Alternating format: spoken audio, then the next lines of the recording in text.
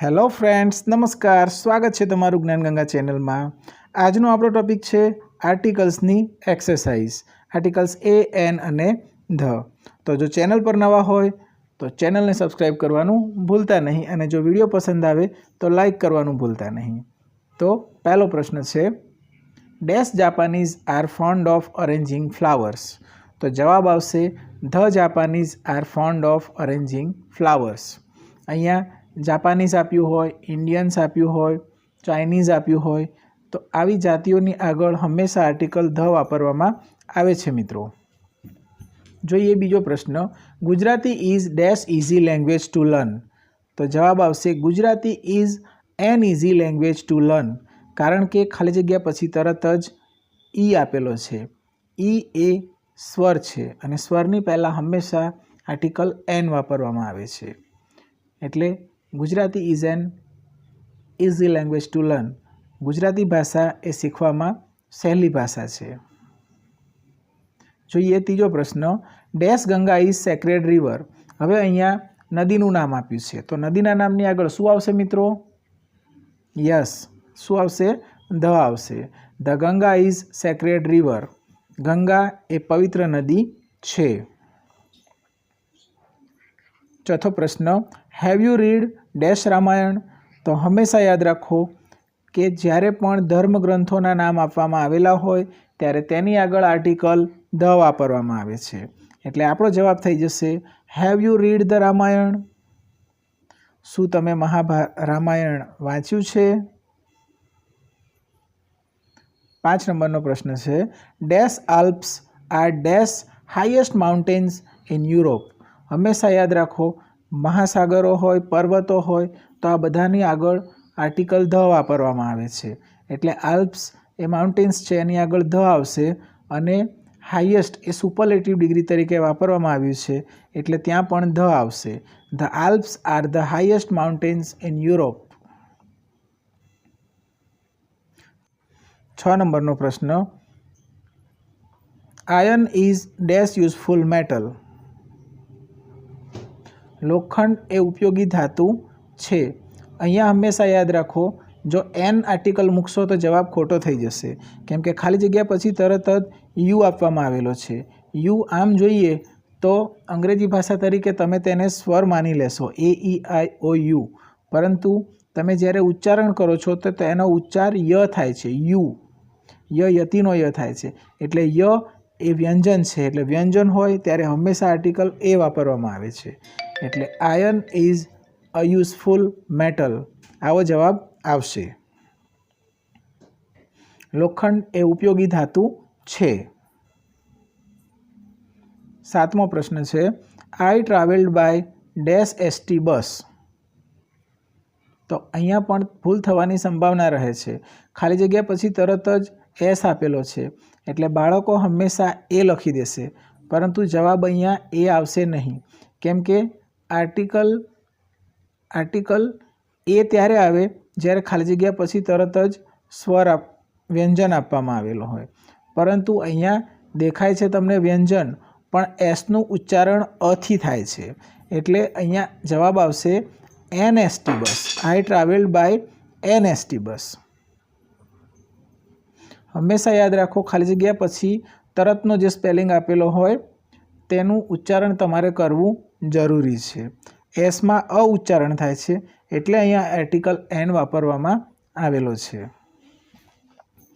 8मो प्रश्न, dash ceiling of this room is very high. तो जवाब आवशे ध ceiling of this room is very high. कारण के अहींया पर्टिक्युलर रूमनी पर्टिक्युलर सीलिंग एटले के छतनी वात करवामां आवी छे। 9 नंबरनो प्रश्न, which is dash longest river of India. भारतनी लांबामां लांबी नदी कई छे। तो अहींया सुपरलेटिव डिग्री वापरवामां आवी छे एटले जवाब आवशे विच इज ध लॉन्गेस्ट रिवर ऑफ इंडिया। हवे जोईए 10मो प्रश्न, it is dash one side view. तो अहींया पण कन्फ्यूज थाय तेवो प्रश्न आपवामां आवेलो छे। तो खाली जग्या पछी तरत ज ओ आपवामां आवेलो छे जे आम जोता स्वर जणाय छे પણ વનનો ઉચ્ચારણ કરો તો વન એમાં વ્યંજન વ ઉચ્ચારણ કરવામાં આવે છે। વન એટલે કે વ એ સ્વર નથી, વ્યંજન છે, એટલે અહીંયા વ્યંજનની આગળ આર્ટિકલ એ આવશે। It is a one side view.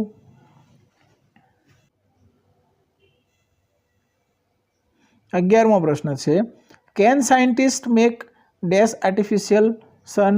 તો અહીંયા જુઓ, ખાલી જગ્યા પછી તરત જ આર્ટિફિશિયલ એટલે કે અ આપવામાં આવેલો છે, એટલે અહીંયા સરળતાથી જવાબ આવી જશે। Can scientist make an artificial sun? શું વૈજ્ઞાનિકો કૃત્રિમ સૂરજ બનાવી શકે છે? 12 નંબરનો પ્રશ્ન, dash Narmada is always full of water?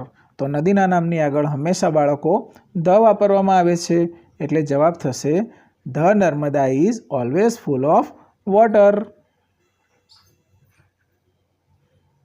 13 નંબરનો પ્રશ્ન, the workers formed dash union? અહીંયા પણ તમે જોઈ શકો છો, ખાલી જગ્યા પછી તરત જ ય ઉચ્ચારણ થાય છે, એટલે જવાબ આવશે article a, the workers formed a union.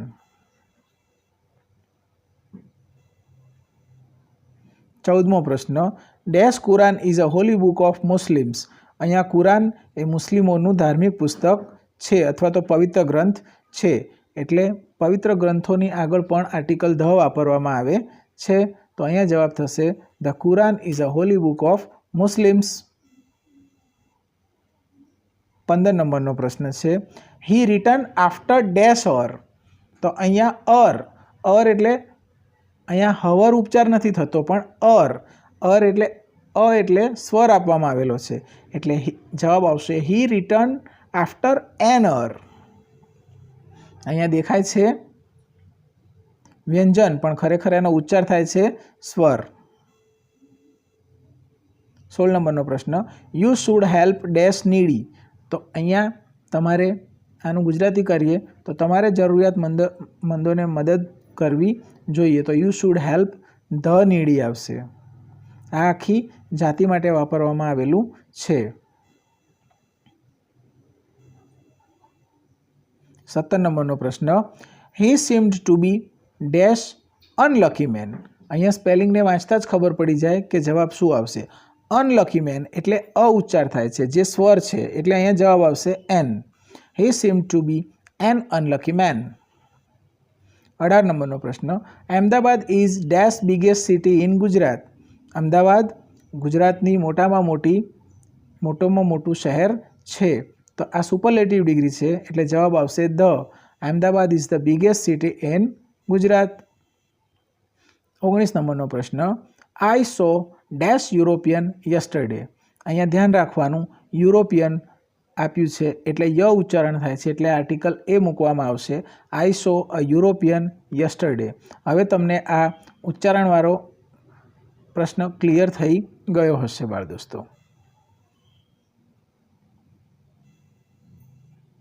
20મો પ્રશ્ન છે last, the dog is dash faithful animal? તો જવાબ આવશે the dog is a faithful animal, કારણ કે ખાલી જગ્યા પછી તરત જ વ્યંજન આપવામાં આવેલો છે। Thank you friends. જો વિડીયો પસંદ આવ્યો હોય તો લાઈક કરી દો, ચેનલને જલ્દીથી સબસ્ક્રાઈબ કરી લો, તેથી ઇંગ્લિશના નવા વિડીયોઝ તમને મળતા રહેશે। તો મળીશું નવા વિડીયો સાથે, ત્યાં સુધી આવજો, બાય બાય, થેન્ક યુ।